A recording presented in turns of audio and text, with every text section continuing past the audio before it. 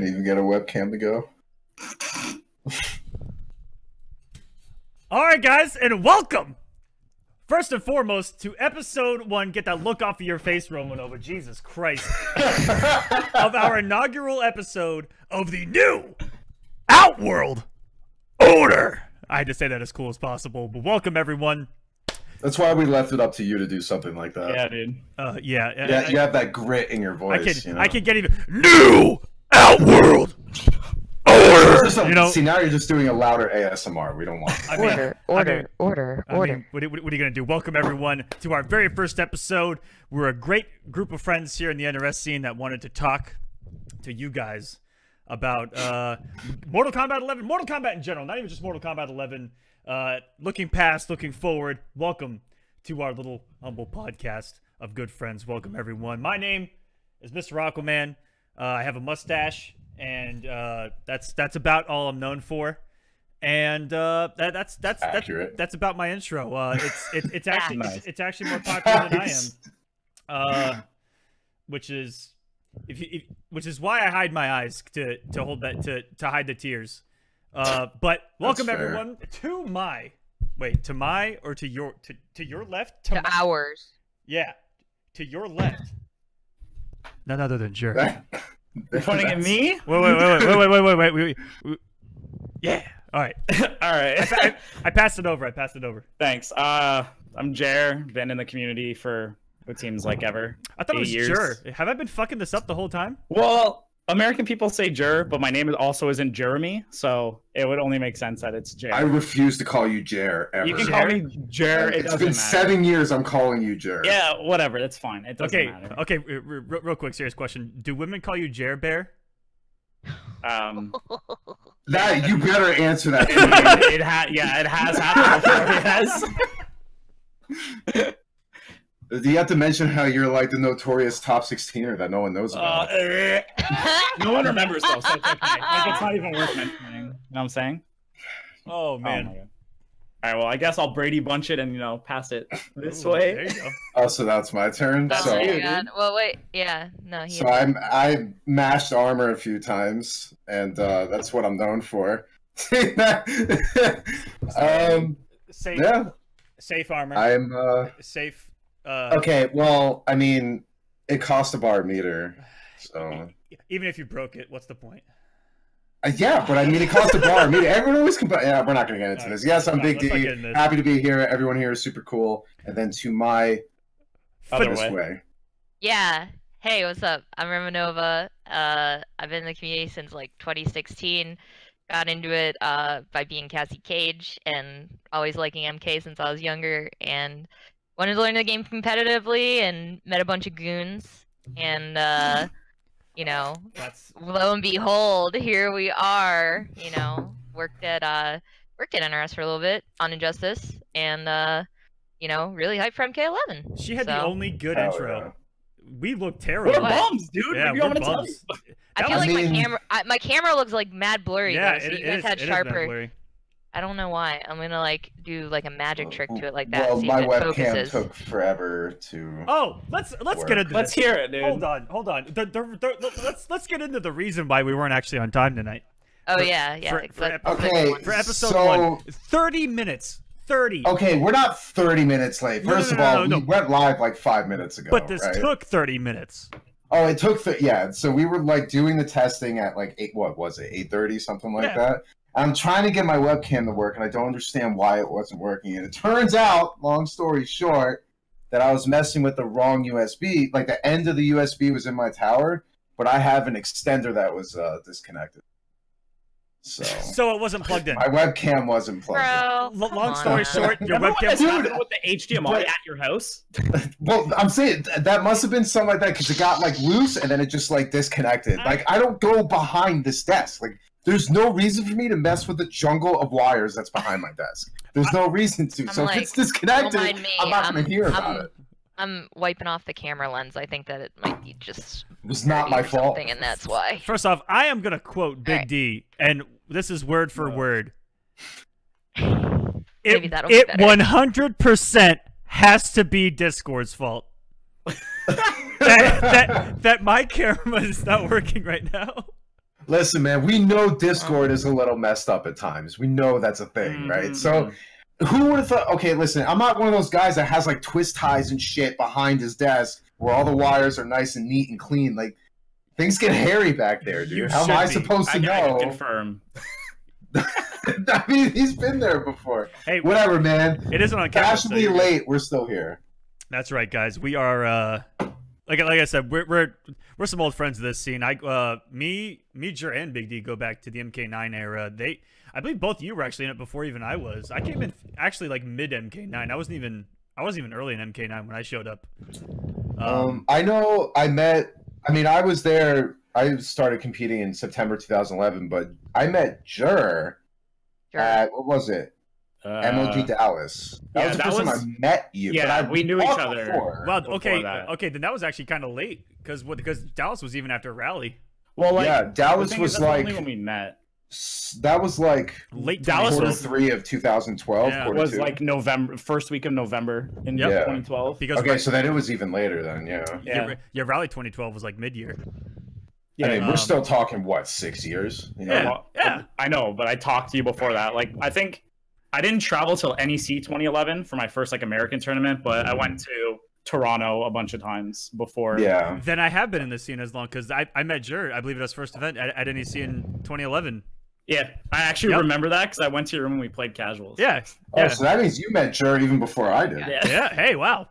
We're actually learning stuff here. Long story short, the point that I wanted to make was that we're old and have been in the scene for a long time. I'm just saying, it's hitting me because my birthday's on Saturday, so it's like I really am starting to get old. Yeah, like for real. When you guys are old. The pains that I wake up with, I don't want to describe. And yeah, Romanova joining us in the MKX era, and and it actually took me a while to meet her. We were at the same event that she came to for Cassie Cage, and I don't know if I was mad Hollywood, but I just kept walking when I saw her. I'm not gonna lie to you. Wow, You're pretty Hollywood though. Wow, yeah, Hollywood ass. Yeah, you're pretty Hollywood. Yeah. Now I think it was like later because of like Decay. Like I finally got to like talk to you.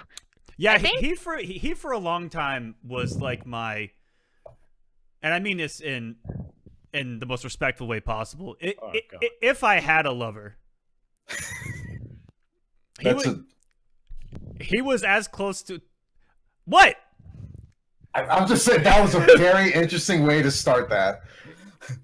Go on. We were close. Me and Eric were close, and Amanda can probably tell you we had a weird click. Me and Eric there for a long time. You guys like French onion soup? That's like a thing.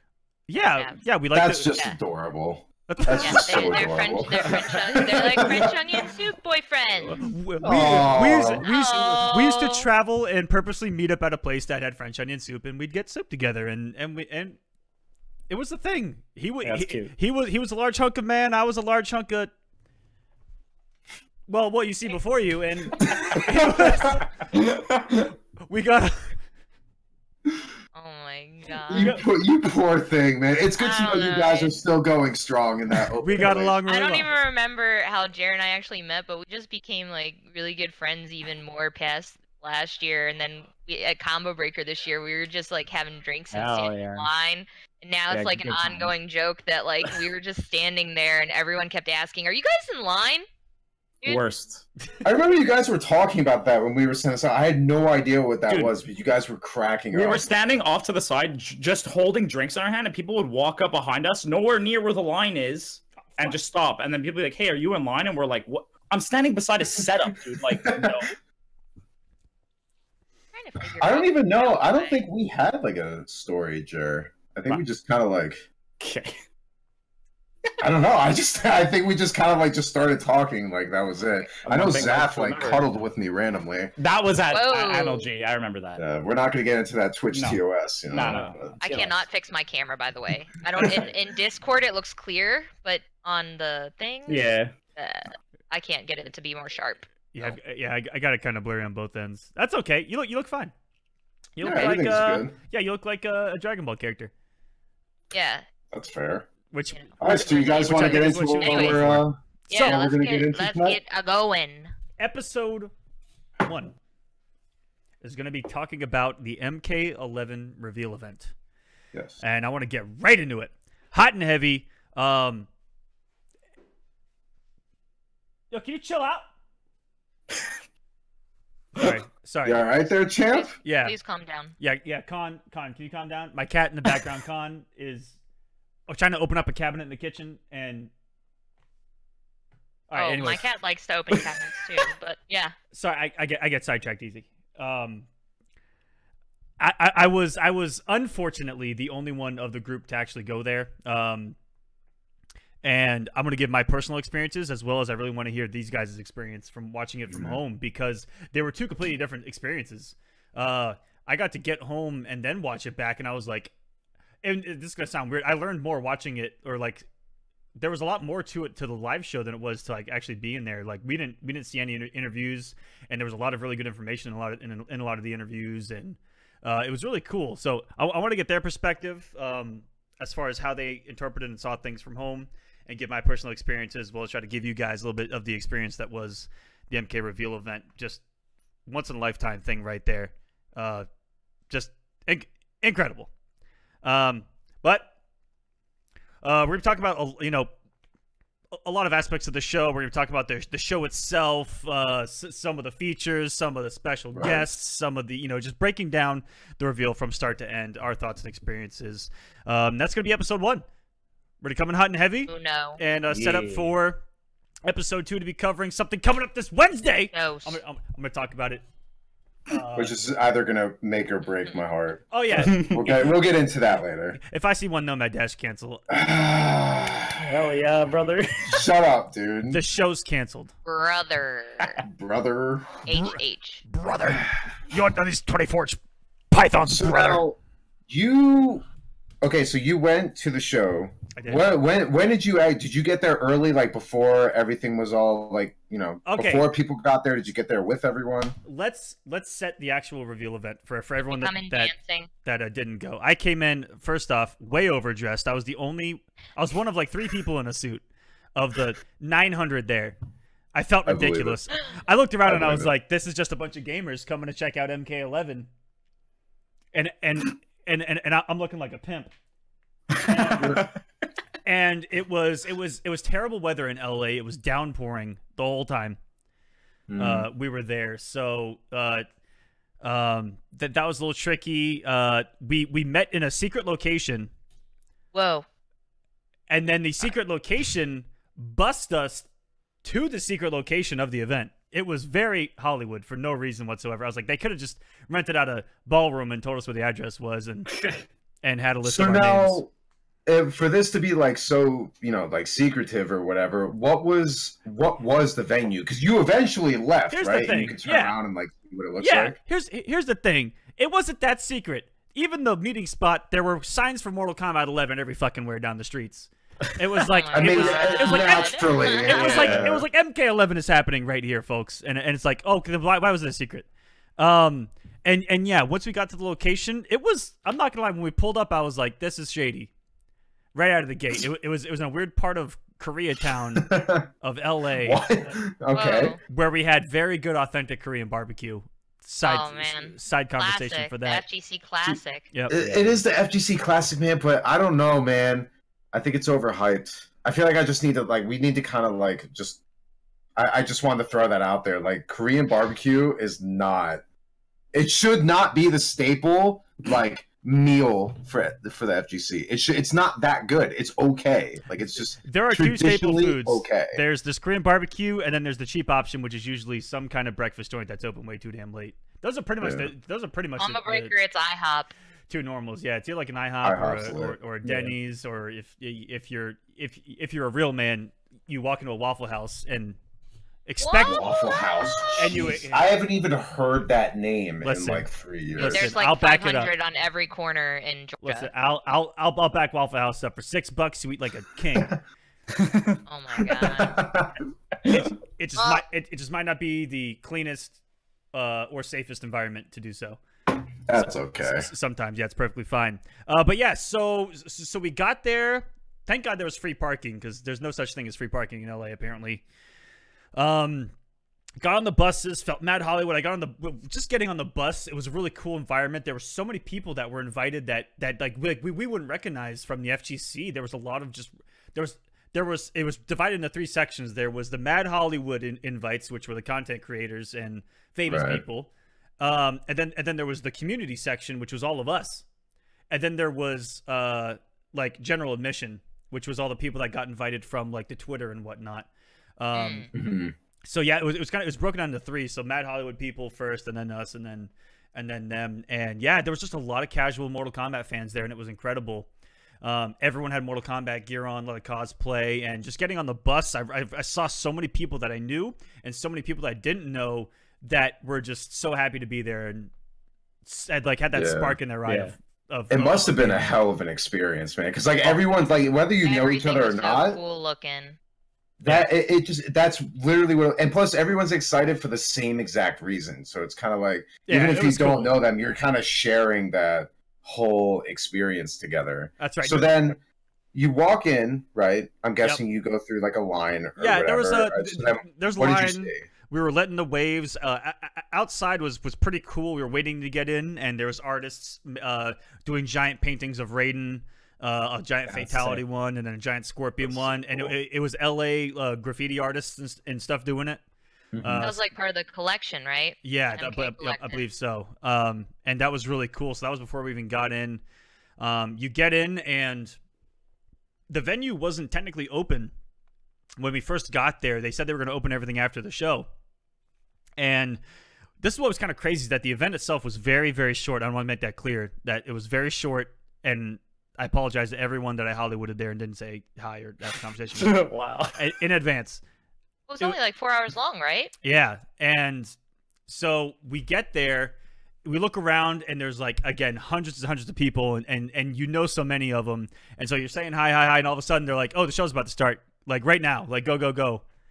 And just looking around, I got to walk around a little bit. There was a casual setup that wasn't open yet, VIP casual area, again, for those Hollywood people, sons of bitches. And then there was galleries for merchandise, things to get your picture taken. And this wasn't on any camera or anything taken, but there was a fatality room.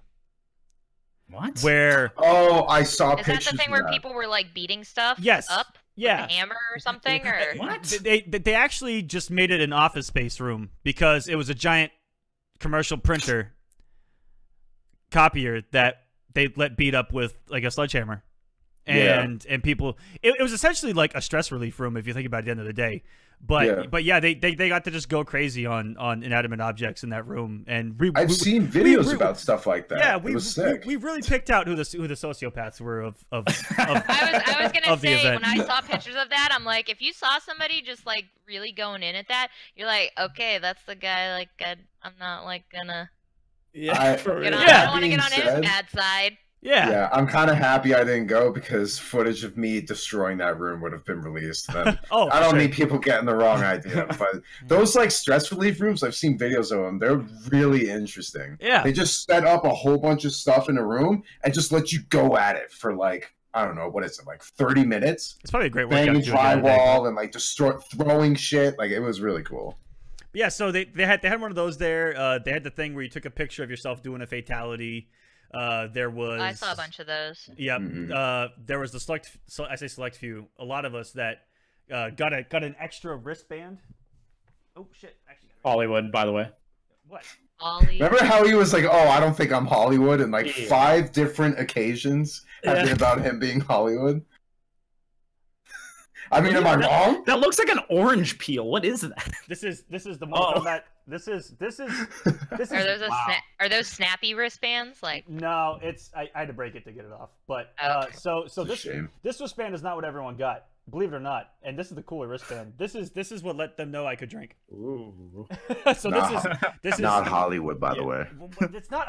Hashtag not Hollywood. You want me to tell my experience of there? That's an experience I had. Was that we got cooler wristbands for being old enough to drink.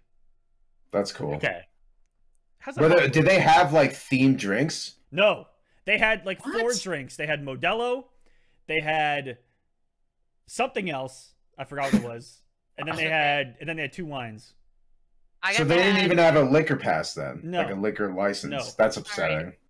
No, and to get a drink, it cost you a coin that no one wanted to spend because they wanted to keep it. Because it has like the logo on it and everything. You couldn't just give them cash? You had to use those coins? Because I definitely would have kept those coins. Oh, we tried. I broke out the wallet. I was like, listen. I want to keep the coin. How much on the hush hush to get? Dang. You guys didn't even get to have at the ESL finals, the season 3. They had drinks that were themed after the brutalities, and then they had the IPA, like the beers, the special Mortal Kombat beers. Oh yeah. So I got to try the Sub-Zero IPA. Yeah, I heard about a lot of that stuff. You would have thought they would have done something like that for the reveal. Nope. Sub-Zero IPA. Nope. I went through like 6 Modelos and had a great time. Modelo time, brother. Yep, Modelo time. Yeah, so, brother. but it was kind of cool how like the more you interacted with the venue, the more us alcoholics got more coins from the staff. They're like, yeah. So you like waited in line to play casuals for 45 minutes, and when you get to the front of the line, they're like, "Here's a couple of tokens for your wait," and I'm like, "Thank you." Oh, so they give you tokens to drink. Yeah. As like a thing for like waiting in line. Yeah, okay. Yeah. That's fair. It was pretty cool. They catered food trucks, which was awesome, for everyone's lunch, and so anyways, that's kind of what everything that happened in the venue. There wasn't too much. You know, when you think about it, there was only the few things to do. Once we got our merchandise, you know. Yeah, but I mean, everyone's there for the same reason, right? They're not there to go see shows or anything. They're there for the reveal. And that was why they're there. Everything else was just kind of more of an extra. So then when you guys are sitting down to, get ready for the show to start, Joshua Gray pops out. What was everyone's Ladies reaction? and gentlemen. It was so cool. And like filling in the seats was really cool because like I said, it was very quick when we got into the building and we had to sit down for the actual reveal. So like even as the countdown was happening, like 3 minutes left, everyone was still meeting each other, and it was all haze and highs going back and forth throughout the whole venue, and it was a pretty surreal experience because again, so many people that we know were there, and it was just the NRS family there, and when the countdown got to about 10 seconds, the crowd went nuts, and we counted down every single second from 10 to 1, and then sure enough, Joshua Gray pops out and we lose our absolute shit. But I will say that it wasn't even close. And I was talking to Josh last night, but when Ed Boon came out, that's when shit actually hit the fan. And I'm sure, yeah, for sure. I was even surprised at how loud it got in there. And then there was Ed chants for a good 10 minutes straight. I think I heard that through the stream. I think you could hear it on stream. It was loud. Yeah. People went crazy, and it was actually surreal. The experience of I was in the second row. That's how close I was able to get. Hollywood. Nice. Without Hollywood. With Hollywood. What is that? 6 or 7? Wait, I kind of lost count. Anyway, go on. You could sit wherever you wanted. It was open. Now it's open. Nothing was reserved. I sat behind Rewind. I saw what I could see behind this row. Shut up. Okay. And it was just it was a very surreal experience when Ed Boon showed all that first initial. He's like, "Fuck it, here's Mortal Kombat 11," and all the gameplay was revealed. Every 2 seconds, the entire place screamed. The entire place screamed. Oh yeah. The that video sounds was great. so sick. I was watching it live. Something really cool was when they first showed Scarlet, and we had Scar right next to us, and like the area I was in was like a lot of the FGC, right? And so everyone just kind of like dogs the Scar, like the moment I would have too. Yeah. The moment Scarlet was showed, we were all like, "Oh!" and then Scar just jumping 6 feet in the air. That's an exaggeration, but his namesake. He jumped when he saw Scarlet. So it was all those little things, and then he got both of his, by the way, Scarlet and Sonya in the same trailer, and I'm just like, yeah, you want to talk about being spoiled, getting the only 2 characters that you really care about outside of maybe Kung Lao in one day at the reveal at the very beginning of like the whole like information train that we're going to be having. At the very beginning, you get everything you want, dude. Yeah. I'd jump up too. Yeah, he was. It was really cool, and I forget who it was. It was Joshua Gray actually made a comment to that. Like afterwards, he was like, "I bet Scar's happy," and yeah, I remember that. And you look over to Scar, he's got the smuggest look on his face of. Oh my god! That was Pure so joy. good. And yeah, just every little fatality it showed, every crushing blow it showed, everything. The crowd reaction was insane, and the most reaction I saw was the Baraka fatality. People. That was just. Yeah, we actually almost threw up. It was like it was that had the most shock factor I've seen. Like everyone's face was. It was disgusting, but it was like that beautiful kind of disgusting, like disgusting that you want to look away, but then you got to realize how far that technology has come to be able to produce something like that. It was good. Me and Jura watching. We got off the cruise and we watched the reveal, and we saw that Baraka fatality. Yeah, and it was we all were just like in awe. Like it was the most disgustingly beautiful thing we've ever seen. After the first face grab, I was like I had the shock factor, and then I was in recovery, and they did the second one, and I wasn't ready for the second one. You know what made me liked cringe? it a lot, but I have a hot take. But go ahead. I was just saying, what made me cringe the most was the hand getting stuck here. I hate that. I love when he got stabbed and then the hand is here the whole time. That's the fatal was blow. Too much for me. Was that the fatal blow? Yep, that's the fatal blow where the hand's here and then he spikes it and breaks it. Yeah. Oh, no. I'm thinking about the face one. No, what made me cringe was when the skin was like wiggling, in his hand before he threw it. Yeah. Dude, that was too much. New engine. Those new engine graphics. It's beautiful. So yeah, that's my take from being in that crowd it's surreal. And there was so much screaming from the entire venue. Oh, I bet. Yeah. Wait, so Amanda, what were you gonna say? Oh, my hot take is my favorite. Say one bad thing about Baraka. Okay. So first of all, I got the mute button ready.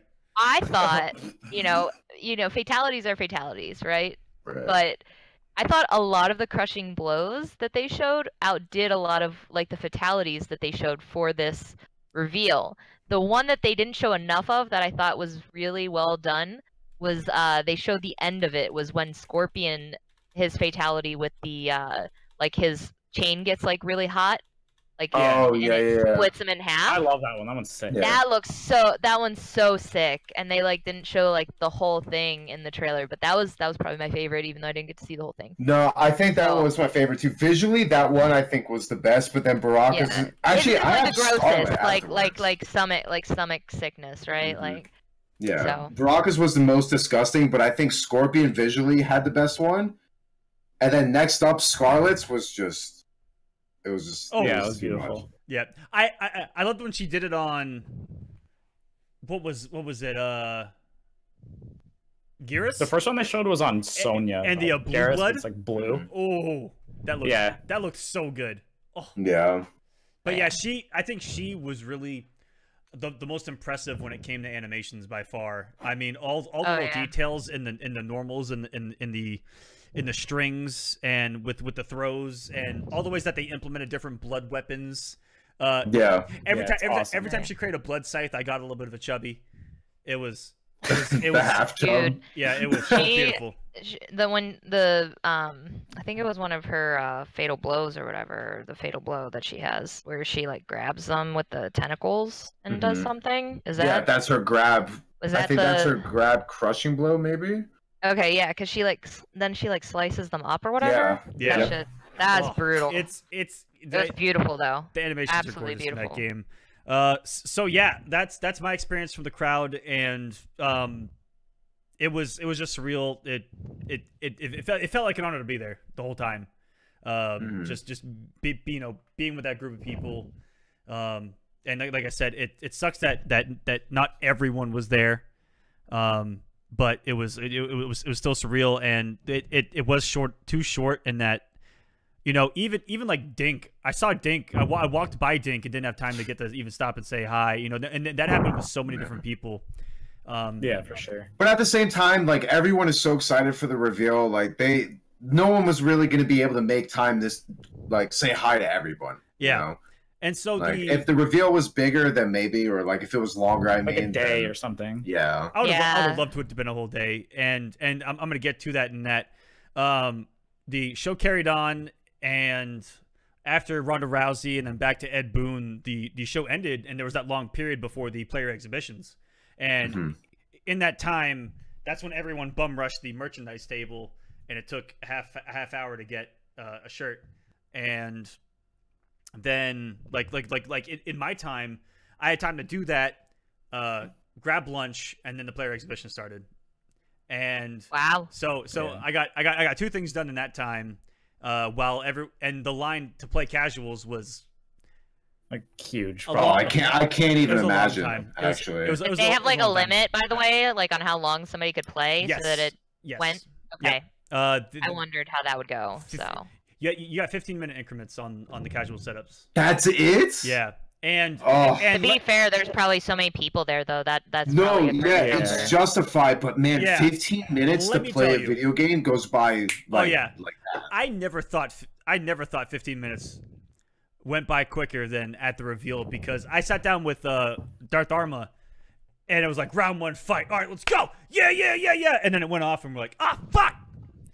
It went by so quick. Oh, so did they turn it off on you, or just tell you to get up? They told you to get up. Every little thing had a timer. They were on it. Okay. The staff was on it. But it makes sense. I mean, they had to try and regulate that as much as possible. Yeah. So I didn't go. Regulate. I didn't go in the casual line at all for a long time, and what was so cool, and this was a cool experience about being there, was seeing hundreds of people running in circles, and as you passed someone, usually someone gave someone else a little bit of information about the game that had played it. So like I walked by Ultra David, and like I'd stop and talk to Ultra David for a second, and without even asking, he just tried to tell me as much as possible, and then he kept walking.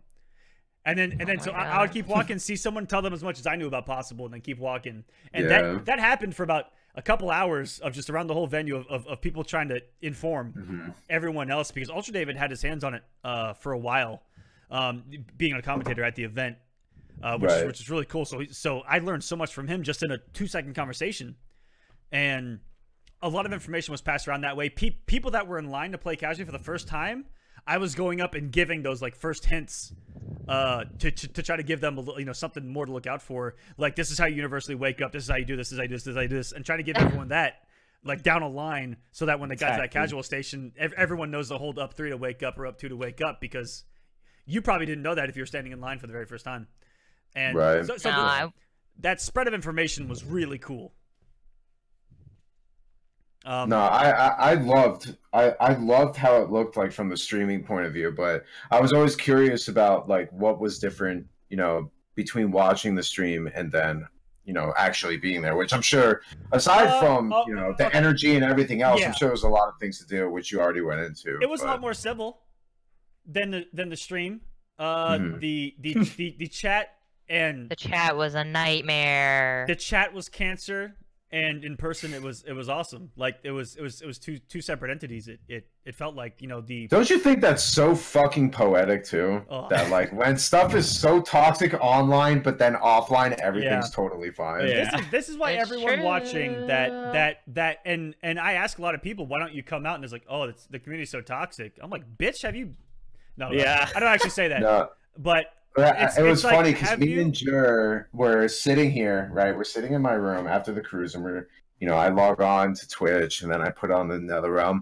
The first thing we did was hide the chat.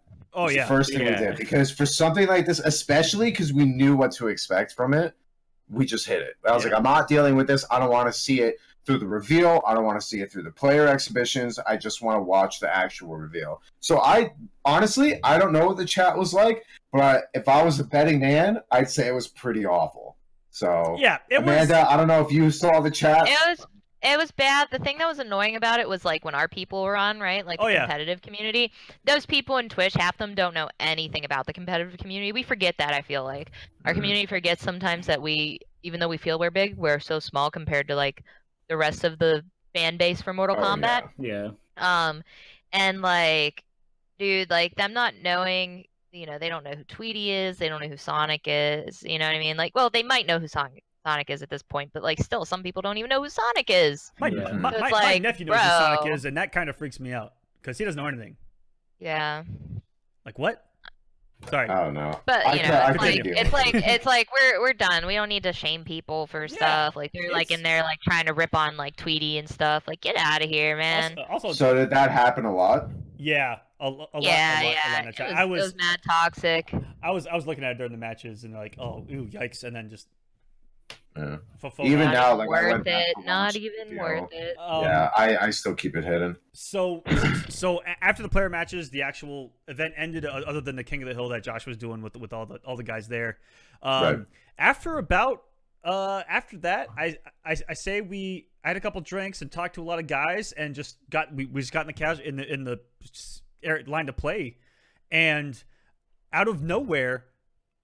It's like everyone was done because it's like you got in line and after a minute you played and you could just come back around and get in line and after a minute play. Like it was actually rotating that quick. Okay. And I played for about an hour and a half straight, which was beautiful. Nice. So did they have like a lot of setup? Like were they prepared for the amount of people that were there? I think I saw like picture like there's like a bunch. Yeah, there was I'd probably say off the top of my head probably around 30 to 40. I would hope so. For people like that, like I don't know how many people would you guess would be there? There was probably at least like 300. Okay. Yeah, so that amount of setups for 300 people, eventually it's going to be able to move at like a pretty decent decent pace. And yeah, so that was just for all of us, and then there was a VIP section which took up a lot of the other people as well that were recording footage. And so that was just for us. And yeah, it was flying by, and people were getting a lot of games in, and then Josh was pulling everyone up to play on stage. Which was really cool. So that's cool. That definitely sped things up, and everyone was just having a really good time from that point on, just catching up, hanging out in the crowd, doing all the activities, the fatality rooms, and that stuff. That people were getting tattoos there, MK tattoos. I saw some of those. So yeah, that's how the event was. Because man, like I said, I played for about an hour and a half straight, and then after a few more conversations, that was it. Yeah, I got out of there an hour before the whole thing ended because me and Armor are old men, and it's a long day though if you really think about it. And I'm really glad that we did because we got out of there early enough to get the super limited edition bag that everyone's jealous of. The duffel bag's cool. And I'm not gonna show any of it because Big D's gonna call me Hollywood.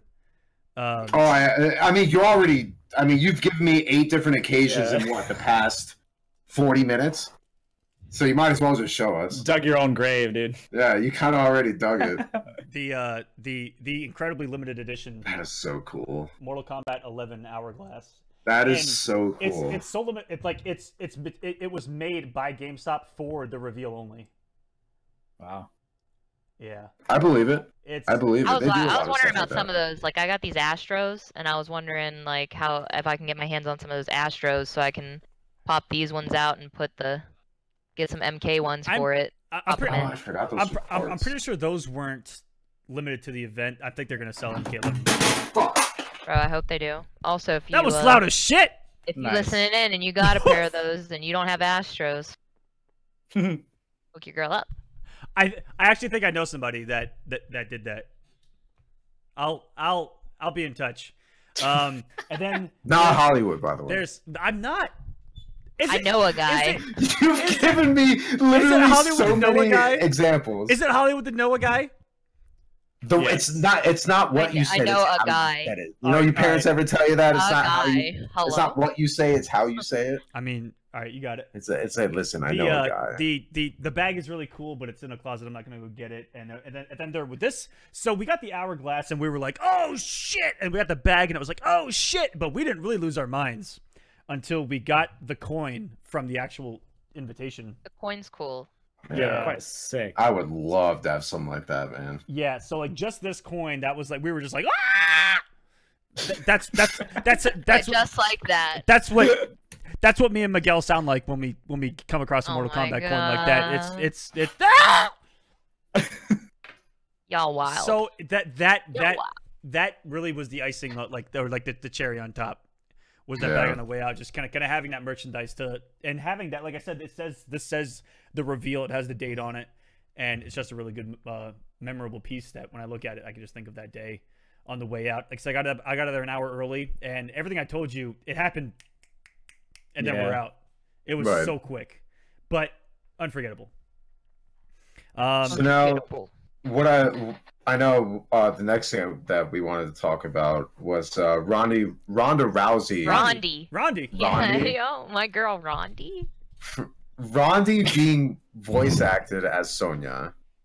Now, I personally, I'm a little bit indifferent. Like, I don't really care. I don't think her voice fits Sonya from what like the way I see Sonya. I don't see it.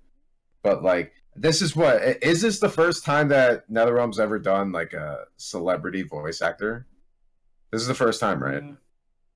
No, Probably. dude. I don't think so. Robert Englund was Yeah. Scarecrow, dude. Scarecrow. Oh, that's yeah, right. That's true. Yeah. I forgot about that. And everyone loved that. So then, I mean, Yeah. well, what were our thoughts going in with Ronda Rousey being Sonya? Then is that like the same? Are we accepting that as much as we did? MMA, dude. I like it for a couple of for a couple of reasons. Number one being marketability and reaching a broader audience with our games.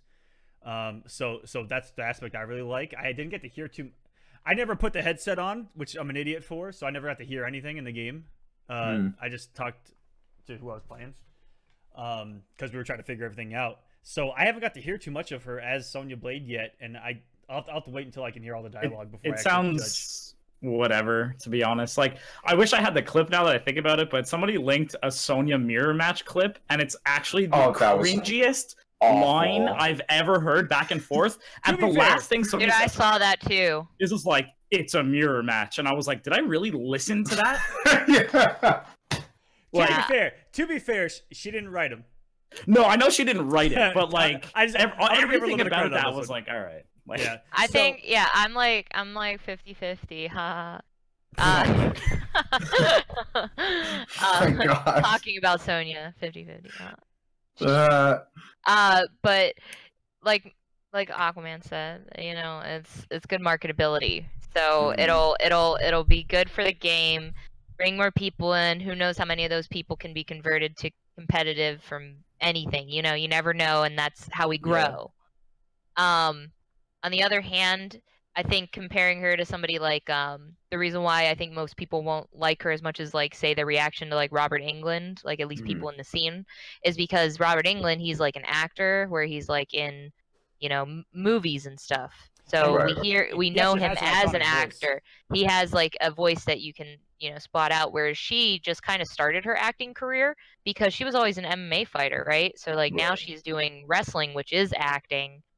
And she also did the now she's just doing acting. She's done a couple movies. She did the Expendables and a couple others as well. Oh, okay. Yeah.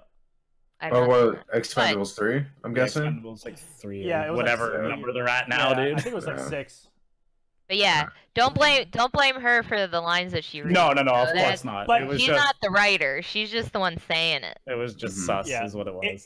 It was just very weird. It was sus. It was very marketable to hear her talk about her growing up with Sonya Blade and trying to be the real life Sonya Blade, and that she was. I like that she said she can do the moves. That I did like. One of the funniest. This is probably the funniest moment of the reveal for me was when she said that, and Josh Gray took a big step back. Yeah. That was godlike. Dude, and that's why you have to give props to Josh Gray, dude. We're lucky to have Josh. that. We love Josh. Josh is why I'm here right now, man. Josh, if it wasn't for Josh hiring me to be Cassie Cage, I wouldn't have known about this wonderful the competitive side of Mortal Kombat. Dude, he is like such an asset. All the shout outs right now to Joshua Gray. All of them. Yeah. For real though, like he's like such an asset to the community that like I'm hearing a lot of people don't understand like how good it is to have a host like that genuinely cares about our scene and our game and stuff like that. I mean, how many times we watch, I'm not going to name any sort of thing, Street Fighter, how they have like these awful, I'm talking interviewers and hosts and like all this shit that you almost want to just open up a new tab just so you don't have to watch and you just come back 15 minutes later. When Joshua Gray goes up there, we're all interested in seeing, you know, what he's going to be like or what he has to say, because that's just the type of person he is. He's just a charismatic guy, and I think that's super cool to have someone like that at our disposal. Because we all saw the Capcom finals, right? Like we understand how awful parts of that was. You know, not all of it, but there were parts. You know, that were just not that good at all. But yeah, we definitely we had to give shout outs real quick. That I feel like that's super like necessary. Josh, I had a conversation with him yesterday about all like MK11 in general, and he's so excited. He's back on the content creation train, and he's really happy because he's a Mortal Kombat guy more than anything. You know, more than Justice. He's Mortal Kombat, and his ears perk up. So I'm super excited to see him and what he does here in MK11 within the scene. And he should be at Combo Breaker, he said, and I'm super excited. And hopefully, let's fucking do this. He's just naturally funny without like trying. Like he did this thing. There's a video he posted of him like beating some dude at Evo, and he was playing as Catwoman, and it's like during pools, but he like pops off. He gets up. He's like, whoo. Yeah. Yeah, I remember seeing that video too. But that's the host that we have. How many skins can say they have? He's so funny. He actually acts like that. It's like he's so good. He's so extra. It's like good. Yeah, he's like, extra in every aspect of his life. Trust me on that. He could be. And that's why he gives 110% to everything. He gives 110% to standing in line waiting for like a snack. Like it's kind of crazy. That man. That man. I respect that. That man is born to entertain, is what Joshua Gray is. I love that man. But yeah, shouts Joshua Gray and seeing him host again and being on what could be one of our biggest stages kind of ever. That was there was 200 and something thousand watching on Twitch, I believe, and another 100. That's wild. And like another 170,000 watching on YouTube for almost 500 grand combined watching the reveal. By the way, yeah, I think that's one of the most viewed things that's ever happened for our community, and it was really cool. I also want to give a shout outs, and no, I'm not going to because I'm going to sound Hollywood, and I'm just going to move on. What are you going to just like go? You're just going to drop the that rolling stop and then just like reverse? Like finish it, dude. I was personally going to give him a shout out because he actually gave me an opportunity to be a part of the show, which is cool. Oh. Yeah, I got to do a giveaway for him. Okay, not Hollywood though. I hear you, dude. No problem. I'm giving him props. I was thanking him for I was thanking him for making me more Hollywood. More Hollywood. Admit more Hollywood. At the end of the day, yeah, I see you. I'm as humble. Mr. Hollywood Aquaman. I'm a humble Hollywood though. Oh, yeah. That's what that is. Oh. I like how he's trying to justify it. Blow ups. Like what? So next, I want to talk about the player exhibitions. And what we and it's not really much about what we saw because I think everyone watched it, and I think that everyone's of the universal agreement that we can't judge them for having only played for 30 minutes, right? And getting up there and like watching Honeybee get 3-0'd like he had never played a video game before in his life. Well, okay, wait a minute. The reason for that is not many people know this, but Hayate when he first came to the community, he was a Scorpion player before Takeda. And we know how good he is with swords. So if you give the person with the best footsies in our community a sword character in an exhibition, he's just going to abuse the sword. Well, yeah. All right, I mean, but that's what he always looks for. Also, Hayate knew 2 strings, and he didn't even know how to combo off his teleport or spear. Yeah. He just solely relied on just like spacing. Yeah, and footsies. And again, in that 30 minutes, I can tell you, after my first 30 minutes, we all looked like that. It was pretty rough. So I want everyone watching from home to realize that they didn't get to play for long, and that if you look at the complete other side of the water and look at the EU broadcast, when the twins had to play each other, that they had a whole day with the game ahead of time. Yeah. And it looked like literally hours and hours of the build that was at the reveal. They were playing it, so like everyone's like, "Oh, look at EU compared to the States." It's like, first of all, why are we comparing a day negative 94 some shit? Yep. But then other thing, they had all day to do that, and I'm so happy they did because A, it showed what the game looked like at a higher level, and B, that's what led to them having those sick videos that they've been, releasing to us. Yeah, the videos are so good. I'm not even envious of that. I'm just happy that they gave it to Ketchup and Mustard, who had a chance to actually utilize it for the better. And I thought that made I thought it made the game look better when you saw optimal combos and you saw a quicker paced game than you saw on the NA side because everyone didn't know kind of what to do. And so that's what I want to get across is that the game's still being developed. You can't judge it day one, and there already is an example of even one day or even just a few hours more with the game, and you see almost meta being developed. And yeah, that's true. It was like watching a different game, and all the complaints we saw about, oh, it's injustice. Shut up. I got so sick of people need to reading stop those with that comments. stuff. People, I mean, everyone likes to kind of find something that they can relate any game to, but I think that this is like its own thing. Like you might see aspects that remind you of both, but it's like the best of both. You know what I mean? Like and like a lot of people are saying, like you guys, it's like a lot like MK9 in ways, but also it has the thing that was really nice about Injustice was the stages being bigger.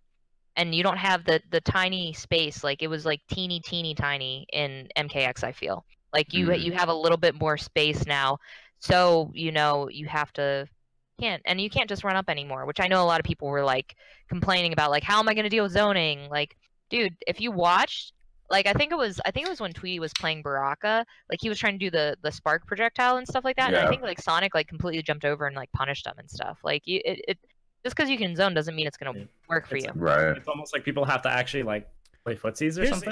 That's crazy idea. Here's the thing: is that everyone complaining right now that is either a Mortal Kombat X Necro or an Injustice 2 player or an MKX player that is still holding on to that aggressiveness that, and I'm a part of this, is that I'm telling you right now, it's because you're afraid you're gonna have to try to win a lot more than you are right now, and that I respect that. And that I like that. This is when everyone asked me my thoughts on MK11, I said it's not brain dead. That's my definition of Mortal Kombat 11 in a nutshell. Oh yeah. Having played it, So then, having watched. That's not like what I want to ask, but that leads to the question I wanted to ask you. Yeah. You who has been competing, we're gonna call it 4 years, 5 years, something like that, before making the transition to being a commentator. Yeah.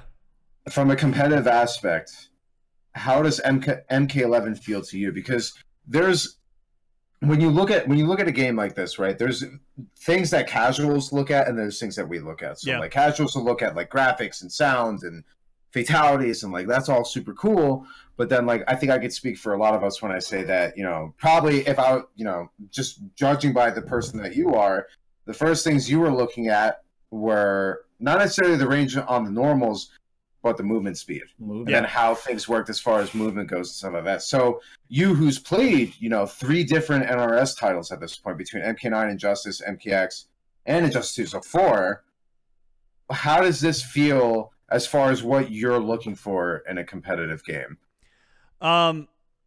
It's what I would consider almost like the best of every world that we've had so far. From MK9 to MKX to Injustice, it's kind of in the middle of all of those, where it's got similar walk speed. It honestly, it's more MK9 than anything than MKX.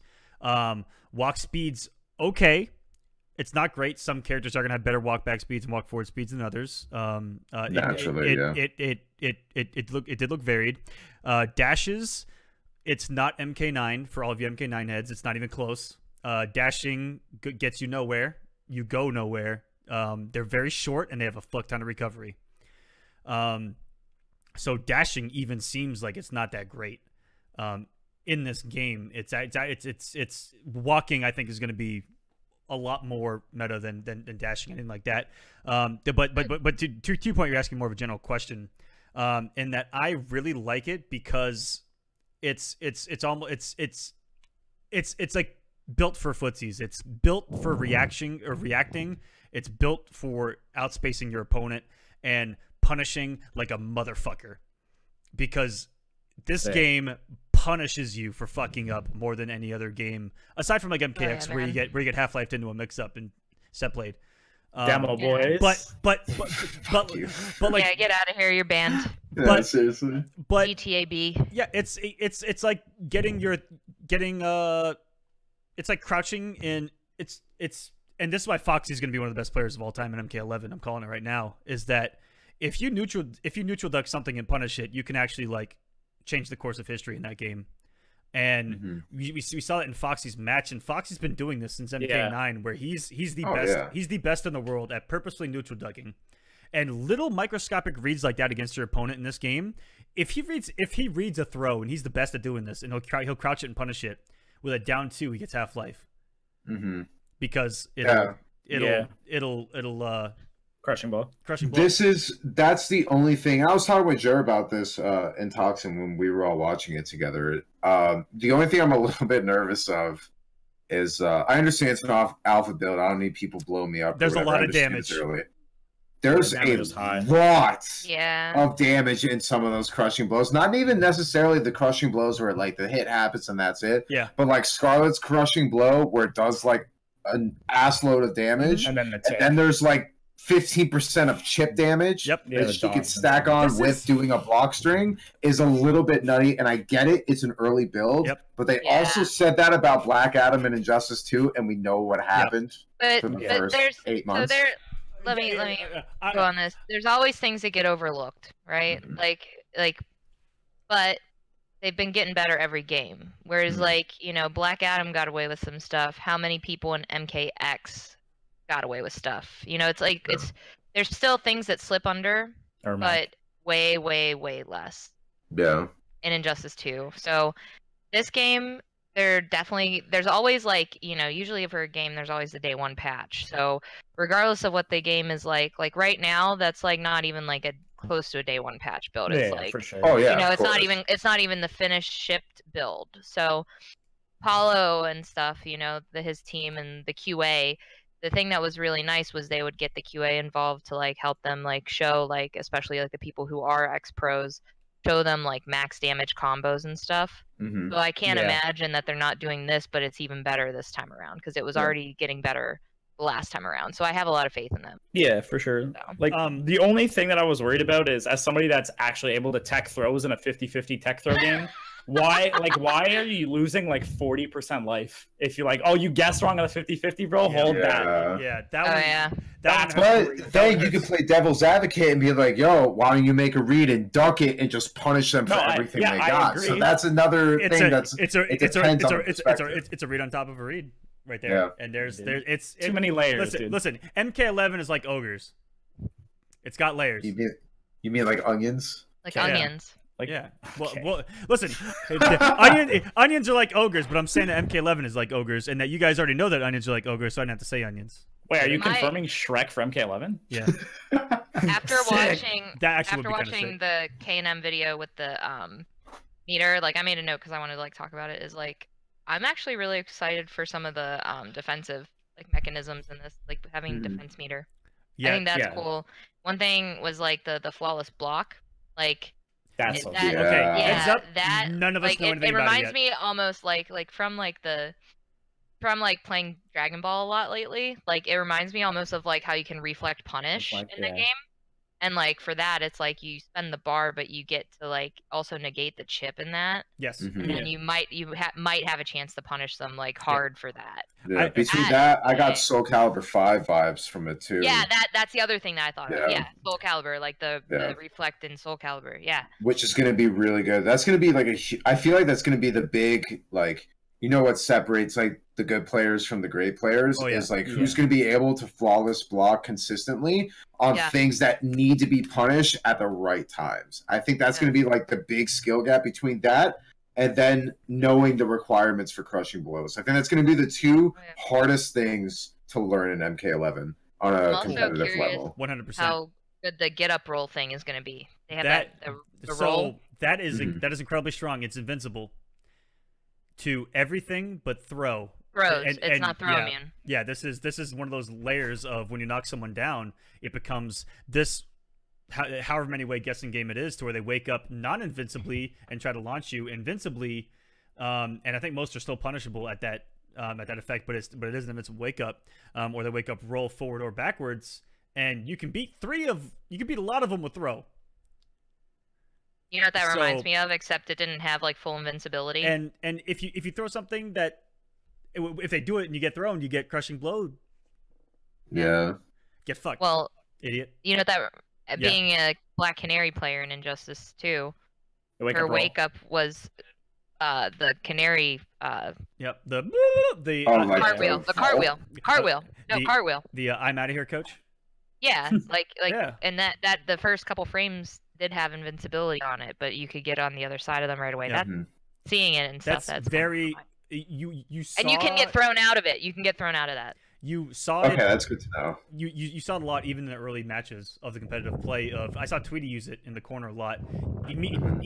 Immediate position reversal, and it's really quick to if someone commits to a string, they're getting punished. It has really quick recovery. Those I was good with. I was a little bit concerned with the dropout or with the flip out, whatever we're gonna call that. I know it costs the full thing. Yeah, there were two things I was concerned with. One was that being that it had the hit of armor, but then I heard that the armor starts being active on frame 6, so you could still bait that and then punish it. It's possible. I don't think it's punishable enough if you like actually bait it. So maybe that'll change over time. Yeah. Between that and I know we're not talking about it, but I forgot to mention this before. I hate how fatal blows are active again after 5 seconds. Yeah, that's way too short. I think everyone is. So yeah. And I've seen everyone voice their opinion about it, and I agree with the general consensus that it's too short. And then when I see people argue for it, it's like watching paint dry. Their arguments are pretty rough. They're like, "What do you mean I can't spam it? I'm losing." That's quote. He's like, "What do you mean I can't use it again for 4 seconds? I'm losing this fight." Those are the people you just can't listen to. But and this is the other thing. If for any other reason, I'm thinking ahead to when NRS shows like a zoning archetype character where the fatal blow is a projectile. Ooh. Okay, and we have to understand that sometimes that's been in my head ever since I saw it. I'm like, it sounds like, don't know the frame data on some of these fatal blows, and then you're gonna have a projectile fatal blow. I don't know, man. Like that shit needs to be longer than 5 seconds. Dude, it's like, remember when we see Sonya's onion ring, like EX onion ring? Yeah, like the crushing blow. That alone is that scary seems enough. Strong, but I feel like that's kind of okay because the only way that activates is if you miss the first one and get hit by the second one. So I'm sure it's fine. And not to mention the damage will probably be toned down. So the properties of it are okay to me, but the fact that you could miss a fatal blow and get another one 5 seconds later, it's too quick. Not knowing what some of these characters' fatal blows are going to be like, it just doesn't seem right. Yeah, I mean, if the game is slow too, that 5 seconds is going to go by really quick. So, that's another thing. If it's a spacing neutral game, 5 seconds is the blink of an eye with that kind of pacing. Yeah, it is. Yeah. Yeah. I got one more input on crushing blows in that the very first thoughts from you, Big D, are that's a lot of fucking damage, and it's actually true, and especially I played Baraka the whole time, and Darth Arma was incredibly pissed off, but every time. So anytime he did something punishable, he lost Half-Life. One time in the match because what I like about the crushing blow system is that everyone has those variety of different crushing blows where one does a fuck ton of damage, one does damage over time, one launches, one does this. So like there's a lot of variety, and I don't know if everyone has that same variety. Like if everyone has a damage one, a damage over time one, a launching one, and a launching one. Like I'm not too sure how that works, but that seems like it might. And I don't think anyone's ever asked that is if they're actually universal and that everyone has one of each. I think it's probably going to end up being universal, but they might go into that more with the combat cast, especially the one coming up. I feel like they'll focus more on like the basic mechanics, because they can't really answer a lot of questions about stuff they haven't talked about yet. So they'll focus on what's already out there. So that might be something to send out to Tyler and be like, hey, are these crushing blow mechanics universal or specific for characters? Because dot damage, I think, is going to be the way to go over time. Oh, man. And I think that's going to be the meta. Well, the good thing is like those kind of things usually never kill. Like you can't usually kill the dot. Yep. So. Right. But like for aggressive characters, you're going to want to get a crushing blow that does damage over time, and then you're adding chip damage on top of that. I don't know. It seems like the right way to go. Absolutely. But this is speculation. But yeah, it felt good on my part to at any point I gotta punish, like Baraka gets his damage when he does his blade charge, or blade stab, and like round 1 fight, I jump kick and it air to airs him. I go into that stab and he's already half life down. Like so, like every single time that happens, I already won a quarter of the whole match, no matter what. Yeah. And so that was definitely a lot of damage for something that simple, but you can only do it one time from that point. And like I said, every character kind of has that, which kind of makes it even in a way. But when it's a solid trade-off. I mean, only being able to have one per match is like definitely the way to go. It's just when you miss it, there needs to be a bigger punishment. Whether I'm not even talking about with punishing, just straight up, you should not have the ability to try another fatal blow for at least 8 to 10 seconds. It doesn't seem right to have it that fast. Well, that's the fatal blow. This is just a crushing blow. This is just the damaging crushing blow, which does more than a fatal blow, sadly. And Red Rum in the chat's talking about how you can set it so you can manually determine when you want to do your crushing blow. Yeah, there's an input in your options for it. And you were talking about the damage over time. We saw Ketchup, it was Ketchup or Mustard, with Scorpion in the middle of a combo purposely not do a crushing blow and save it to the end of a combo so he gets max damage and then the dot at the end. And it's like that's day one already seeing those mechanics come into play. Yeah. Where it sounds like there's going to be a lot of depth with stuff like that, which I'm just really excited to see. And that's kind of why, like, I'm really like I need to get my hands on this game for reasons like that. Like I get it, like knowing what characters are in are super cool, but I'm more interested in like mechanics because like we all know if for some reason we don't have a favorite character that's in there, we're gonna find someone we like. Like I'm not really too worried with the roster as I am with like all this other stuff like movement speed, fatal blows, stuff like that. But I agree with you in that the most time is gonna have to be put into knowing everyone's crushing blows and what the requirements are for them. Because that's either going to be the main thing that you're trying not to get hit by, and you know what is your read to try to stop you from getting hit by it, and it's going to create situations where I can see people freezing up because they don't want to get punished or whiff punished, and so I think that the meta's going to be developed is dodging and crushing blows right now if the damage stays because they're pretty scary. Hell, even aside from playing, take a look because I mean you know. At least 3 of us, you know, commentate when we can. Think about all the knowledge you're going to have to know to be able to explain when things are going to be crushing blows. How that's ridiculous. I'm going to call right now that I might be the first one to look stupid on screen to say that a crushing blow is coming and it doesn't come. Like I hope that actually just reminds me. I hope there should be some sort of display on when a crushing blow is available. So like if you hold it and you have it available, I wish there's a way to know. Okay, so I'm confused, and you guys can correct me. Yep.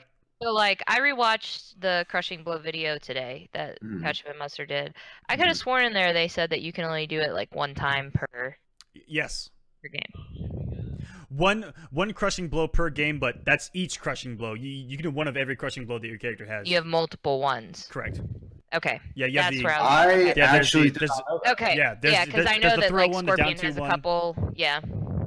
Yep. Interesting. Okay. That changes a lot. Yep. Yeah. Actually, to only have one each crushing blow like per match. So for characters like Baraka, where I think it was like his 1/1 down 2 string is a crushing blow to lead up to a combo pops up. Yeah. You only get that once. Yeah. That's interesting. Yes, correct.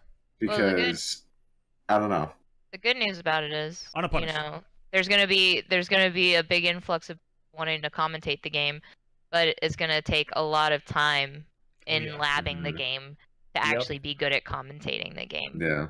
So you'll be able to tell on the mic if you're a player. So who's done their research. The more casual commentator will just look for the cinematic and go, "Oh shit," which is exactly what I'm going to do in the first. Yeah, exactly. You have to give everyone, especially with a game like this where there's so much knowledge, like it's going to be so hard to be able to like accurately describe everything that's going on. Especially now, we're even lucky, you know, the game comes out April 23rd, and then Combo Breakers just over a month later. You actually have time to practice this time, though. Yeah, we actually, where Injustice 2 was what, 10 days? Something like that? It was like 10 or 11 days. The game came out, you had that amount of time, and boom, pools. Good luck. Like, I'm glad it's a little bit longer, so that'll help us kind of build up our knowledge on it. But that's definitely going to be. Even before that, you got the beta. Yeah, but we don't know how long that's going to be, though, right? So we don't know. I mean, I'm going hard on it regardless. Yeah, we're gonna go hard. Yeah, I'm definitely playing that for like hours on it. We mentioned about combat cast, and that might be a good way to transition into our next talking point, gentlemen. January 30th. The last one of the knife. January 30th. Of the knife? You say knife? I said knife. He definitely said knife. He said knife. Type 1 in chat if you think that he definitely said knife. But they're just gonna gang up on me anyway. That's what they normally do. All right. I said knife. They don't even know what we're talking about. Just press 1 in the chat. Yeah, January 30th, this Wednesday, twitch.tv/NetherRealm, the very first combat cast. Banning everyone that types 1. Let us speculate wildly to this question. Will there only be one character revealed? No. No, I think they said there's like going to be 6 or something. Yeah, I'm going to guess at least 4. I think 4. Now let's speculate wildly as to who you think it is. Oh my god. Big D, start us off. I want to make one thing very clear. Okay, start us off. Let's go, dude. Nightwolf. I got number 1. I'm not that lucky to have Nightwolf, but I will tell you this: if I see Cabal as he's in like a playable character, I am going to do my absolute best Nomad Dash impersonation in front of a moving train, because I never want to see this character in a competitive field ever again in my entire life. Jared, you know what I'm talking about. I don't care that you play the character, you love the character, super cool. That character was broke as shit, and you never want to see him in that kind of setting again. If he's broken in this game, I'm going to play him. Yeah, but this is what I'm talking about, though. You look at the movement of what the game is, right? Slower, like spacing and stuff. Yeah. All right, let's fucking throw in a character that sprints from one end to the other in no less than what, like 2 seconds? Not even 2 seconds. Yeah. So all that footsie game that you're basing your game around, you're just gonna give this character that like get out of jail free card, and then when he doesn't feel like doing that, he's gonna have his gas blast. Come on, man. Hey, Big D. Who the fuck wants that? I've actually thought of a way to balance Cabal in this game. Nomad Dash is not cancelable. No. Yeah, we said that when we watched that little transition. That's the only way to balance him. If it is not cancelable, I think it's not going to be terrible. That being said, the character can go fuck himself. I absolutely hate that. Regardless, I'm going to move. Yep. Forget about Cabal. Yep. If I had 3 other guesses, not characters I want, but guesses that they're going to reveal, it'll be a Cabal, which I feel like that's going to happen anyway. Yeah. They're going to show 1 new character. They'll show 1 more new character, but the other 2 are going to be returning. They're returning from MKX. My guess, just judging by like the story mode and everything like that, it's going to be Kung Lao and Liu Kang. Ooh. Those are my. So it's going to be Cabal, new character, Kung Lao, Liu Kang. Those are my 4 because they show Cabal or Kung Lao and Liu Kang in the story, like when they like showcase, the thing. So they wouldn't do that on accident. That was obviously on purpose, showing that they're going to be in the game. So that's my guess. I'm going to touch on that in that I agree, and I'm just going to throw in a couple more names because they were seen in the story trailer. That was Katana. Yeah. And Johnny Cage has been seen a couple of times hidden in there. But when he wasn't supposed to. But yeah, when he wasn't supposed to, and Cassie was shown even in an intro against Katana. So Cassie and Katana are up there for me as well. That's 2 of the ones I think that they're going to show. I could have sworn I heard 6 or something, but regardless, however many they're revealing, I definitely think they're at least revealing those 2. Like they tease them enough. Katana's also in a little cinematic for the story as well, or whatever, where she's next to Liu. Yep. So I could see it being Liu, Katana, Cassie, Kung Lao, Cabal. Kung Lao. Yep. So I'm along the same line of it might be what we've already seen since they teased us in their NetherRealm studios. Yeah. Because that's what they're known for. The press. Yeah. I'm really interested to see another new character because what they did with Gary was like perfect. Who the fuck is Gary? Gary, dude. I'm calling him Gary. Because... Oh, you didn't know? Oh, that was a literal 2-second interaction we had after getting off a cruise with no sleep. And we called him that offhandedly while watching the reveal, and that was it. It's just kind of because I was like, oh look, it's Jaros, and they're like, oh, it's Garrus. I'm like, no, it's fucking Gary. Like I'm not gonna be playing this game with is it Jairus, Garros, or anything else? It's Gary. Wait, it's 100% Gary. Sure, you're telling me that this Big D, wait, not that one. This Big D is the one that named him Gary. Yes.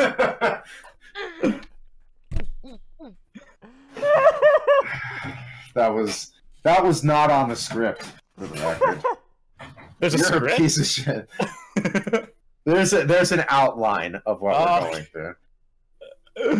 I'm so mad about that, actually. No, it's right there. It says combat cast. Big D sleeping photo. Oh my god. Let's call it. Thanks for that, Aquaman. I appreciate that. Anytime. Anyways, Jared, what do you think? I'll go differently than what you guys said because I think those are all the shoe-in characters. Yeah. The only character I want, like if you guys know me, is Human Smoke. I only care about that character. And Cassie, but let's hear it. No. I'm not gonna say anything about Human Smoke. There was a Human Smoke-like person in the menu of the game. He was a normal ninja with the gray outfit.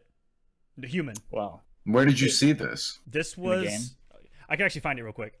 It was, actually, so I believe it's something funny that you mentioned that. I don't remember. Somebody that played the game told me that on one of the menu pictures, it kind of looked like rain. Yes, it is rain. It could be, yeah, or it is rain, which is kind of cool. I mean, it means nothing, obviously, but it's the man bun rain. Oh god. I'm not gonna get my hopes up. What is this? What are you looking at right now? I've never seen this before. Oh, I have to find I have to find the longer one where they're at the menu. It's a video. It was not Chrome, Costner. Never talk about Chrome ever again. In case you... MKX Chrome. No, we're super good on that. No, hyper piece on Chrome. Yeah, we're good on that. I have enough of those. I can't remember where it is. I'll have to find it later. But yeah, there is a Human Smoke-like person in the main menu that is clearly a human and is wearing a gray ninja outfit. I hope. I mean, we'll have to see, man. Guys, it could be Chrome. It honestly could be Chrome because he got a lot of signatures. I promise you, if Chrome's in the game over Nightwolf, I will fucking lose my mind. Yeah, but maybe he had a better story than Nightwolf. There was also a Nightwolf was the savior. I can't. I'm not doing that. Nah, that's bait. There was also a Noob Saibot coin in the tower mode. Oh, sick. And it's the actual MK9 win pose where they're back to back like this. Yo, that's like they're buddy cops. Noob, he's on this shirt. Yes, the Combo Breaker shirt. Noob was actually my favorite fatality from MK9. Oh, the wishbone was so good. It's so uncomfortable. You just felt like whether you're a boy or a girl, you're just down there. You're just like straight across. Oh, that was so good. Noob is so sick. I liked and I don't really like the character, even though I thought he was cool because he showed up into the NetherRealm world in the most boss way possible. Quan Chi walks into the story mode and just kills the main character in 5 seconds, and he's like, "What's up? I'm here." That's pretty badass. But his fatality where he beats you endlessly is pretty damn cool. Oh my god, with your leg, with the leg, dude. Dude, I was a game reviewer back then, and I reviewed that. Like, I did my own special called Top 10 Fatalities in MK9.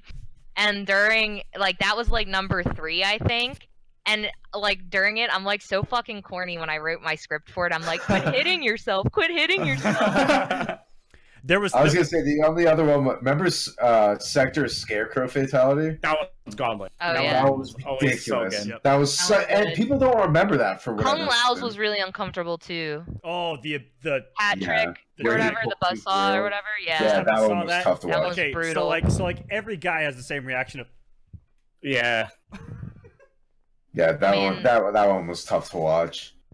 Oh, Scarlet was like a one that I liked from that too, where she like, because it's like mimicking like, I don't know if you ever seen the movie, I think 2, which is not like that good of a movie. But which one? What 2? She's like based off of like, so original Scarlet, like she was based off of like the whole story of like Elizabeth Bathory and stuff, and how she like stayed young by bathing in the bath in baths of blood of her victims and stuff. Right. And like Scarlet's fatality, she like takes her like magic and like holds them up and she slices them and she's just like, I love that fatal. Yeah, just that's what got me into the character actually. So who here know? Okay, so we're old heads, but I just want to say this for all the young heads because she just gave the origin story of Scarlet, in that the character Rain was a joke character inspired by Prince. Of course, Purple Rain. Yeah. I just want all the Lord. I want all the kids to know that don't know that. Rest in peace, man. Okay, Ed Boon is a really big Prince fan. We saw it on Twitter, and I'm just saying, give us the tribute. He's. I mean, Ed's probably the person who loves Rain the most. Studio. Yeah, I think Rain is as much of a staple in MK11 as Noob Saibot is. I really do believe that. I feel like those are just like people that are 100% going to be playable in MK11. Yeah, bro, if Rain doesn't come back, it's all Mr. Aquaman's fault. Even though he ironically loved Rain, it's his fault because in the comics, Kotal burnt his ass to a crisp. Yep. Which that's true. Which is weird since he's kind of made of water. Yeah, well, Rain, he must have went to Club Kotal, got too lit. Oh, he did. He did alright. That man, that man got cooked. What if Club Kotal comes back? How cool would that be? That would be, dude. I'm honestly so excited. We're going to overtime here as Destroyer hosts us with way too many fucking viewers. My god! Thank you, Destroyer. Thank you, Destroyer. Thanks, dude. Is this the late night sex chat? Says Destroyer. Well, I mean, we were talking about bathing in blood. That's kind of if that's your kink. If that's your kink. There's got to be a fetish for that somewhere. We don't kink shame in this chat, though. My number one thing that I want to see story wise is I want to see the showdown between Kotal and Shao Kahn for the throne of Outworld. Yo. Shao Kahn would fucking mop the floor with Kotal. It would not even be a fight. It would not even be a fight. He'd be like. Like you mean to tell me the way how Kotal lost to Kun Jin in the story? Okay, hold on. I gotta back my boy up. I gotta back my boy up. Story mode Kotal is a bitch. Comic book Kotal versus Shao Kahn. That's what I want to see. We didn't get comic book Kotal. We need Rain though. We need Rain. Comic book Kotal in a span of 6 pages murders Goro's father with a golf clap and takes his skull off. Kills Rain with a god ray, and then rips off all 4 of Goro's arms in a span of 5 seconds. Yeah, I mean, and then in-game Kotal gets mopped by Kun Jin and asked to be killed. Yeah. I mean, you're really gonna think that he has a chance against Shao Kahn? There's no chance. No, 0. But he is pretty busted in the comic books. Yeah, I heard about. I never had a chance to really like read the comics, but I heard great things. Yeah. But so, I mean. They were cool. There was like a wrestling or MMA match in it between Cassie and Frost. Yeah. That was pretty cool. Oh, yeah. Frost is another one that's going to be in there. Mark my words, she's going to be in. She's going to be in the game. So, yeah, that's something I want to see story mode-wise, but with their timeline thing, honestly, none of that might come into play with all the timelines being all over the place and all the old characters being introduced. And I'm really curious what that's going to look like when... And it gives me that Injustice 1 vibe, where they run into their other alternate people and they're like, hey, it reminds me of that Mad TV skit of Arnold Schwarzenegger. I am you. No, you're me. The thing that's cool. Oh, go ahead. Finish. No, I'm good. Oh, okay. Okay. I was going to say the thing that's cool about like timelines and stuff is that there's a chance, even if they're not playable, for us to still them be a part of the story. All these characters that we like love and shit, you know? So like, you know, like in MKX, Rain was part of the story, and we still got to see him. It'd be like that for like, you know. Yeah, but isn't that almost worse than not seeing them in? Like for me, no, because I want to see them in the new engine. No, man. If I see Nightwolf in the story and he's not playable in the game, I would rather just not see him at all. I'd rather just not see him because that's just such a tease. To be able for me to just see him, but not be able to play him. Like, I can't be the only one that thinks that. Like, if Cassie was just in the story mode and she wasn't playable, you'd be a little tweaked. I'd be pretty tilted. Jer plays top tier anyway, so if she's not top tier, he's not gonna play her. Listen, yeah, but I mean, you're right. Cassie though. Rain was a playable NPC in MKX, Cassie and gonna be my main dude. And we still didn't get him. You had to fight Rain, and he was badass, and he still wasn't a character in the game. Didn't he drop kick Cordal off the top of a building? Yes, he roundhouse kicked that motherfucker. Come on, the guy's dude, the Rain roundhouse. Yeah, that was sick. Oh, we'll have to wait to see what they do on Wednesday. We're looking at anywhere between 4 and 6 characters, right? Like, that's the bottom line. That's probably what we're going to see. Maybe a new Ality. I don't know. Maybe they'll show us Babe Alities or something. I have no idea. Yeah, but I think everyone's so focused on characters right now. And to me, stages are like a huge thing for me. But I guess we'll just have to wait. Stop! I can't. I believe. Please no. I believe Tyler said they're introducing a new mode on Wednesday as well. Probably a single player, like a multiverse type deal. Like naturally, they're gonna eventually show something like that early on because they already told us about gear. So now they have to show us the way to get gear. You know, like that just it makes sense. So I don't really care about that. I just want to see stages. I want to see more gameplay. I need to see more of this. How much will you guys cry if they show Melina? I will go full Madsen and just disappear. I just don't want to see her. All right. I actually hate her just as much as I do Cabal. All right. Okay. What are you doing? He's cutting us off. No, I respect this. I mean, okay, I'm not gonna let you drink alone. This is what Melina does to him. I mean, it really does. Makes him drink. I like Melinas, so it's fine. Every time a mid gets low profiled, you're gonna imagine us You're doing like any that. character that's busted. So. I didn't play Melina in MKX though. I played her in MK9 when she was trash. Like I'm good. God. I'm good. Get her out of here. She's dead. Yeah, get her out of here. I'm done with seeing her. Keep her dead. Replace that slot with someone else, just for once, just for one game. Just let me see someone else beside. Let me see Chameleon. Let me see someone new. Bring back someone from the 3D era that deserves a second chance. Yeah, Hotaru, dude. Yeah. Hotaru. One more hot take before we go. I think Stryker could be super cool if he was reworked. What if he was voiced by John Cena? Would you think that would help boost? No, that'd be awful. What if you couldn't see him? I want like a retired, battle-hardened SWAT member. Oh yeah, we talked about this. Yeah, I said it. I was like, dude, Stryker can be really cool if he wasn't this fucking Chad of a cop. Yeah, made him like this battle-hardened. Like, it'd be really cool.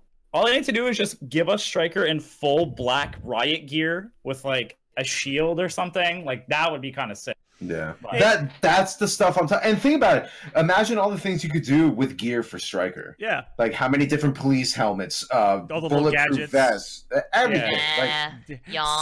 Some piano wire, a taser, like everything. That's actually why I'm really excited.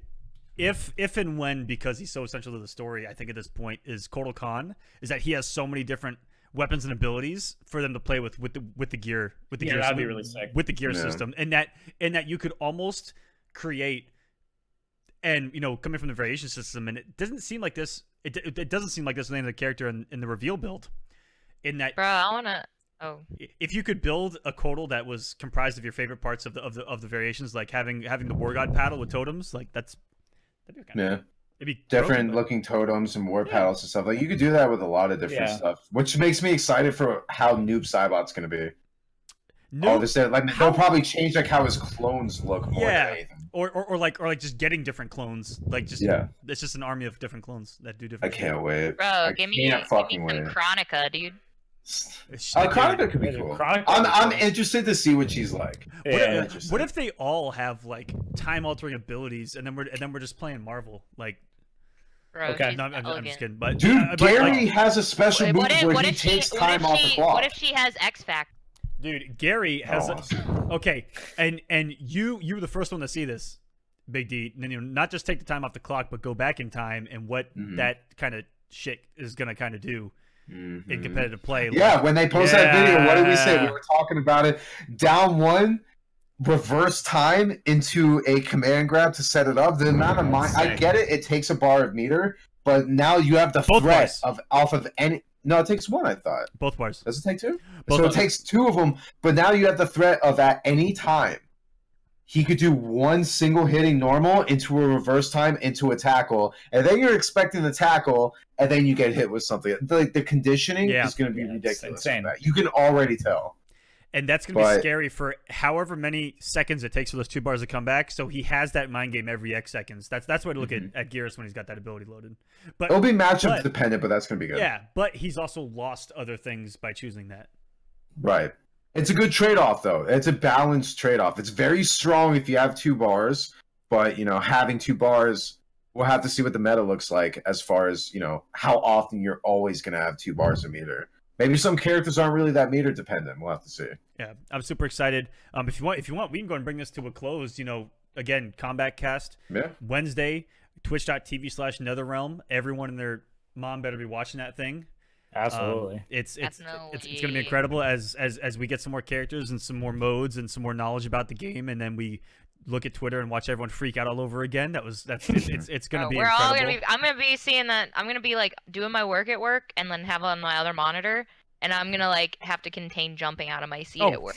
I'm actually off work on Wednesday, so I'm 100% watching it with the chat off. I feel like I need to remind everyone, just turn the chat off. It's not worth it. Bold move, dude. So our next episode, honestly, and we haven't even talked about this, so this is gonna happen live. Is that we do you guys feel like jumping the gun on right after the Combat Cast and doing it next Monday? I could, and naturally I think we were gonna do every other week, but I think this is one of those things where if something big like a Combat Cast comes out, we should have a lot. I'm totally cool with doing it next weekend on Monday. Now, I'm down. Next weekend on Monday. Next weekend on a Monday. Big D's English has been astounding. It's actually blowing our minds. It's been a long day, man. It's been a long day. Camera issues. Our initial thought, and I think we're gonna pull the trigger, is to whatever character and or characters get revealed, we want to bring on really big representatives and or fans of that character onto the show to get impressions. And it won't be like, it's not like we're going to pick like random people. Like, it's going to be one of those things where you hear a character's name and there's always one player's name that always comes to mind. That's the guy that we're at least going to invite first. If they don't want to show up, that's fine. But that's going to be the person that we're going to reach out to first. Yeah, so when they reveal Chrome, only MKX Chrome gets to be on this show. It'll never happen. If he exists. I swear to God, if he's real. Now, Crazy Chew in the chat has a point. Actually, a couple people in the chat are already on it, in that we have one name that comes to mind when thinking of a certain character that's going to be shown off. And we haven't reached out yet, but I am going to reach out to that said somebody for that character. We'll see what happens. To get his thoughts. He's a busy man. The dude's like impossible to reach, but we're going to do our best. And then the other thing I think we were talking about what we're going to implement next week or whenever is we wanted to do viewer questions, right? That was like another big thing we were thinking about doing. That's a good thing. Yeah, we'll probably implement a way into Twitter, or maybe just through the chat. We'll just do something like that. And then also different segments that we're gonna implement into the show, and just try to have a good time. But yeah, with MK11 on the horizon, it's gonna be a lot of coverage. It's gonna be a lot of thoughts, and we're gonna be bringing on people to get their thoughts as well, just to be informative and entertaining. Yeah, tonight we couldn't really fit in a lot of those segments that we wanted to, just because there was so much shit to talk about. This was more just about the reveal. I'm glad we got that out of the way, so that next week we'll probably do just talk about the reveal, and then just fit in maybe a couple of those segments. But then even then we'll have the guest on, so we'll wait and see what happens. But so then we'll shoot for Monday the 4th. I want to make whatever day that I have no idea what day. I'm pretty sure that's the 4th. That is the 4th. My birthday is the 2nd. Hey, yeah, on the 4th. 9-ish, providing no other technical difficulties, and then we'll go from there. Cheers, buddy. Cheers. All right, I'll do one more with you. Oh shit. Okay. All right. Oh yeah, you're gonna do one. What do you got? What do you got? It's a vodka. Ooh. I've been on a vodka kick recently. I mean, Jose Cuervo tequila right here. That's like that's basement tier. Listen, I got this because it was cheap, water, and it makes a very cheap low carb margarita. So yeah, but guess what? It'll still get you from point A to point B. That's true. Yeah, you're right. And Jose will definitely do that. But I think that's all we got for tonight. Yeah. God. Anyone have any closing words before we get out of here? Let him finish. Hold on. No, I was pointing up to her like go. Oh, Me? Yeah. Okay. No, just thank you everyone who came out for the first episode. It was rad. Thanks to Destroyer for the host. mm-hmm. Thank you, Destroyer. You know? Guys, please, and we're gonna make it a point to go over content creators in our scene on this show. But please go follow Destroyer. That man's been putting on a clinic. Yeah, you guys need to. He jumped the gun before anyone in bringing Mortal Kombat back, like essentially back to life before it was even given life with the MK11 reveal. Him and Ragnarok, they both were. Yeah, Right. absolutely. Yep, him, Ragnarok, and we'll make it a point. And I want to make it a point. I don't think we ever talked about it, of going over content creators. That's a great I idea, think there should be an episode dedicated to stuff like that. Let's make a whole episode of content creators. Bring them Do on, it. and then I'd be cool with that. bring every single one of them on to promote themselves. Yeah. And then But, and then for us to give them props. yeah. Gas I mean, them everyone up. likes a little bit of props, right? Yeah. I mean, Yeah. it's just natural. But everyone, thank you for tuning in. We'll see you guys next Monday, 9 p.m. Eastern-ish. In that time frame. We'll see how 9 to 9:15. We'll see how someone's camera works out next week. I'll make sure it's good for next time. But yeah, everyone have a good night. Just gotta put the USB in all the way. Okay, relax, dude. It was one time. God. Fuck, man. It was the I'm first. pissed It that was the first show. Dude, it was like disconnected, but like connected. So like I looked back and it looked fine, and then I messed with it and it came apart. So then I knew it was wrong. Things Get happen. wrecked. It was. Get Right? wrecked. That's crazy. It was the way after you got to work where you didn't want to tell us why it wasn't working. Yeah, I was like, can we just go live, please? Can we just go live and not talk about it? wrecked. All right, guys. Thank you so much. Jared, do you have any final thoughts before I could? No, I thought you were gonna say final words. Like, oh damn, like, What, is it like that? I'm out. Can I? Like, that's it. Oh my god. Chill. No, just thanks Hey. everybody for watching. Of course, dude. You know. Winter is coming up there. Oh, it's dude. it's there. I know. I woke up today and it was not nice outside. So. Oh. But yeah, thank you guys so much for watching. We're gonna go ahead and give one of those content creators, Ragnarok, a nice host right now. So go check him out playing some Mortal Kombat X. Follow that man. Follow that man. He does every. Yeah, give him some love. He has been doing Mortal Kombat on Mondays for years, and I kid you not when I say years. It's insane how dedicated. It's literally he has been almost like 2 years since he started doing Actually, that. I think he celebrated his like 2-year of that show like a couple weeks ago. I would believe it. Yeah. I actually would. It's insane. So yeah, shouts to him. We're gonna give him a nice host. Thank you to everyone who's been a part of New Outworld Order, Romanova, Big D, Jer. It's just a lot of fun talking to you guys. You know, longtime friends, and we will see you next probably.